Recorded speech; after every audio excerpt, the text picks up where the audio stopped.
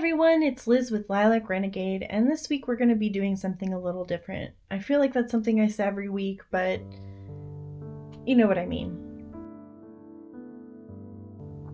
This time of year can really be hard for people with days growing shorter and being maybe a little more gray and overcast. And the holidays are upon us, and especially after last year, New Year's just doesn't feel quite as exciting. I don't know about you, but 2020 was real something. Anyway, one of the challenges that we're facing is definitely COVID, especially here in the United States. Many people are feeling isolated and lonely, partially because of stay-at-home orders that are all across the country.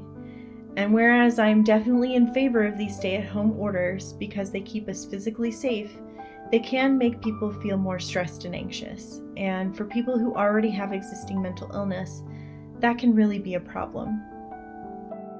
In one study, the following was reported. Almost all participants, 90%, perceive negative impacts on their mental health, dignity, when asked directly. But impacts are the most devastating for those who self-reported diagnosis with a mental disorder. Those with a diagnosis report worsened symptoms or live in fear of a relapse. Many are especially affected by isolation from their support groups. This particular study included people all over the world who answered a survey. Now, the survey did go on to ask another very important question. It asked, what has been helping? The top 3 answers I thought were very interesting. Virtual human contact was the top answer at 28%. So when they're talking about this, they're talking about Zoom meetings, they're talking about talking on the phone, they're talking about chatting with their friends, texting, things like that. What came in second was indoor and outdoor exercise at 27%. And the third was meditation or self-care at 26%. And I'm actually going to recommend to you today a way of taking care of yourself, and that is to be more creative. And especially in one study called Art Therapy in the Time of COVID, it really addresses the idea that we're kind of doing it without realizing it. And I quote, "Without realizing, our society has already begun this process. Arts and crafts have become a common trend as individuals find do-it-yourself methods to make and design their own masks. Musicians share their artistic talents from balconies," and it goes on to talk about more examples. What I want to say today specifically, though, is it doesn't matter what medium you decide to use. What matters is that you decide to be more creative. One of the methods of being more creative or benefiting from art therapy is music. It is well studied compared to the other forms of art therapy and has a documented emotional and physiological response to music, including heart rates, chemical reactions within the body, and increased brain activity.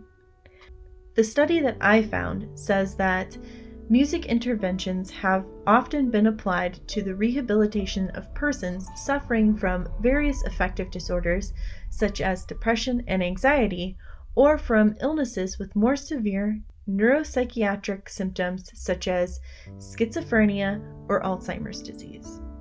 So, whether you're singing in the shower or you're listening to your favorite songs, this is something you can benefit from. The next method I want to talk about today is actually one that is probably the least explored, and that's writing. Now, I think this is a real shame because it's probably the one that's most accessible. Most people can read and write here in the United States, and most people have a way to record their writing, whether it's something that they already own like a computer or going out and purchasing like a cheap notebook and a pen. The article that I found about this says that one's most authentic voice is used in expressive writing, which involves verbally expressing one's honest thoughts and feelings about lived experience through writing. And I think this is something that we could all use to help us process what all is going on this year. Now, I did go ahead and save my favorite for last. and it's probably the one that most people think of when they think of art therapy. And I'm talking about the visual arts. I found a particular study called The Effectiveness of Structured Coloring Activities for Anxiety Reduction. And the reason I thought this one was very interesting was because they wanted to explore whether or not using coloring books is more effective than unstructured art activities. So, to break this down really quick, they tested structured versus unstructured art activities and found out whether or not they were really helpful in either case. And I just want to talk a little bit about what unstructured and structured means. So unstructured would be more free-form art with less planning. So I did include an example of this, and it's the one on top that's just more of a Zentangle sort of thing. The structured one is more like a coloring book or a mandala where it already has like a form or an idea for you to go from, or instructions. And I included an example of a mandala down below. The outcome is summed up in this quote. These results imply that adult coloring books are not just for entertainment, they are actually effective at reducing anxiety. Although they might not necessarily be more anxiety reducing than any other art activity or free-form coloring, a coloring book might provide a way for an individual who might not be inclined to draw their own design. So how does it actually help? Many of the studies that I have read talk about the effects of creativity as short-term mood regulation, and some actually indicate that this was because creative habits are practices or effective techniques in mindfulness. And mindfulness is important because, as the article Art Therapy in the Time of COVID says, in art therapy, mindfulness is what allows an individual to receive the therapeutic benefit of tuning out the daily stress and anxiety to focus on a single task while also focusing on the materials employed for self-expression. Now, despite all this information that we know about how it helps, we could definitely do more research to learn how to best use these skills and what we've learned. And so that's one thing that I think could really be a solution. Some other solutions and limitations are more logistic in nature, and I'm talking more about physically getting supplies. So for music, this can be very difficult as digital albums and subscriptions can be costly. There is the option of signing up for Pandora, which is a free app, but you have to have internet or data plan to use it. Then there's also, if you want to make music, the cost of instruments or equipment.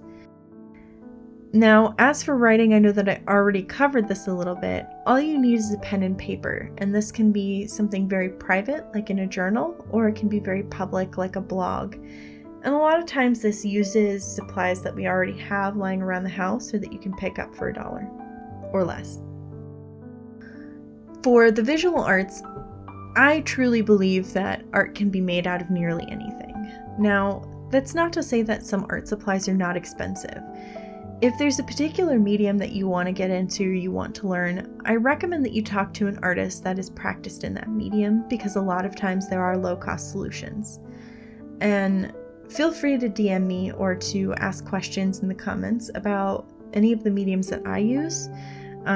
Primarily, I've lately been using watercolor, and I know that I would never recommend that somebody who's brand new to watercolor go out and buy the most expensive Daniel Smith.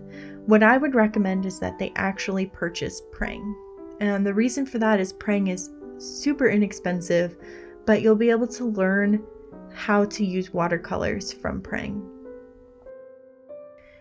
And I really feel like this is where social programs and charities could really step up and step in to help people who are low income and don't have access to the supplies themselves, or maybe just aren't able to go get the supplies themselves. I think that it would be a wonderful thing if we were able to put together creativity care packages for people. Another solution is to join an art group online. There are Facebook groups, and I know that one that I belong to specifically has virtual meetings and streams at least twice a week. to help keep people involved socially.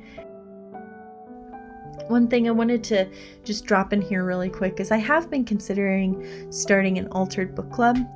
This is already a pretty long voiceover, so I don't really want to get into what an altered book is right now, but if that's something that you're interested in, please leave a comment below and I might do a video about it.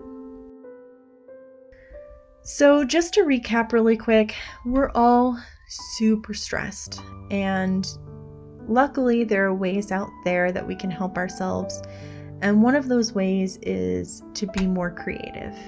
We know that it helps through short-term mood regulation and mindfulness, and we also know that we could be doing more to find out how exactly it helps, and we could also be doing more to make it more accessible to people.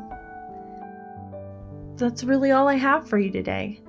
I want to thank you so much for watching all the way to the end. I hope that you have a great rest of your day.